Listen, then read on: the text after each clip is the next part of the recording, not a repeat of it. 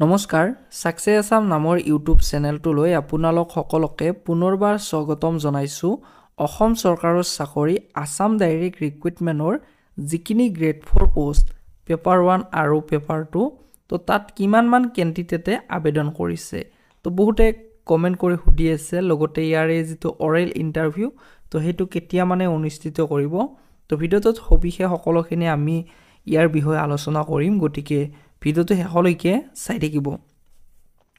তো বন্ধুসকল প্ৰথমতে আপোনালোকক জনাও যে যিখিনি HSLC লেভেল পোষ্ট তো তাত প্ৰায় 8,27,000 কেণ্ডিডেটে ইয়াতে আবেদন কৰিছে যিখিনি পেপাৰ 1ৰ পোষ্ট হয়।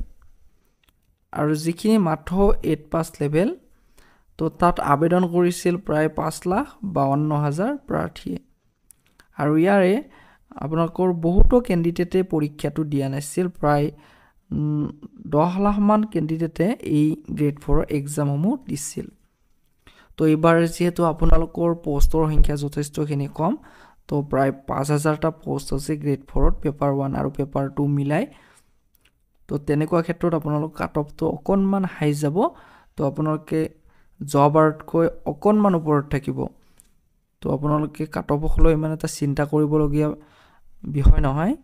আৰু বহুতে কমেণ্ট কৰি সুধি আছে যে ইয়াৰে অৰেল ইণ্টাৰভিউ সেইটো কেতিয়া মানে অনুষ্ঠিত কৰিব। তো যিহেতু কেইদিনমান আগতে মাননীয় মুখ্যমন্ত্ৰী ডক্টৰ হিমন্ত বিশ্ব শৰ্মা ছাৰে জনাইছিল যে ইয়াৰে যিটো ৰিজাল্ট সেইটো ফেব্ৰুৱাৰী মাহত ঘোষণা কৰিব আৰু 10 মে তাৰিখে ইয়াৰে নিযুক্তিখিনি দিয়া হ'ব। তো তেনেকুৱা ক্ষেত্ৰত কি হৈছে, ফেব্ৰুৱাৰীত আপোনালোকৰ ৰিজাল্টখিনি ঘোষণা কৰিব, এপ্ৰিল আৰু মাৰ্চ আৰু এপ্ৰিল, ঠিক আছে, ফেব্ৰুৱাৰী, মাৰ্চ আৰু এপ্ৰিল।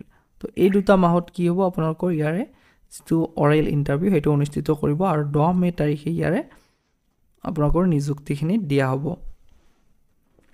তো এইবাৰ আপোনালোকৰ সিমান এটা হাই কাট অফ নাযায়, কিয়নো এইবাৰ আপোনালোকৰ যিহেতু নেগেটিভ মাৰ্ক আছে। তো নেগেটিভ মাৰ্ক থাকিলে আপোনালোকৰ কাট অফটো কম যায়। তো আপোনালোকে নিশ্চয় গমে পায়, আপোনালোকৰ যদি 4টা কটা যায় তেনেহ'লে 1 নম্বৰ মাইনাছ হৈ যায়। তো এইবাৰ আপোনালোকৰ নেগেটিভ মাৰ্ক আছে যিহেতু কাট অফটো সিমান এটা হাই নাযায়। তো আপোনালোকে কিমান নম্বৰ পালে তো আপোনালোকে কমেণ্ট বক্সত জনাব।